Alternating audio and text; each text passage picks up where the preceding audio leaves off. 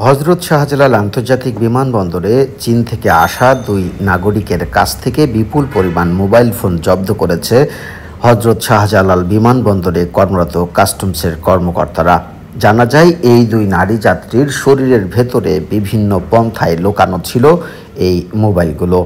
কিন্তু তারা যখন শাহজালাল বিমানবন্দরে কাস্টমসের গ্রিন চ্যানেল অতিক্রম করছিলেন, ঠিক তখনই কাস্টমস কর্মকর্তারা তাদের কাছে জানতে চান তাদের কাছে অবৈধ কোনো সামগ্রী রয়েছে কিনা। সাধারণত বিদেশ থেকে আসার সময় একজন যাত্রী নতুন একটি ফোন এবং ব্যবহার করা দুইটি ফোন আনতে পারেন, কিন্তু এই দুই যাত্রীর শরীরে লুকানো ছিল 70টি মোবাইল ফোন, যার দাম কয়েক লাখ টাকা। তবে এই বিষয়ে এই যাত্রীদের কাছ থেকে সুনির্দিষ্ট কোনো তথ্য পাওয়া যায়নি। তবে কাস্টমস কর্তৃপক্ষ বলছে, শাহজালাল বিমানবন্দরে একটি চোরাচালান রয়েছে। সেই চোরাচালান চক্রের মাধ্যমেই এই ফোনগুলো বাইরে আনার কথা ছিল। তবে কাস্টমসের তৎপরতা এবং নজরদারির কারণে এই ফোনগুলো জব্দ করা সম্ভব হয়েছে। তাদের বিরুদ্ধে আইনানুগ ব্যবস্থা নেওয়া হচ্ছে বলে জানিয়েছে ঢাকা কাস্টমস হাউস কর্তৃপক্ষ।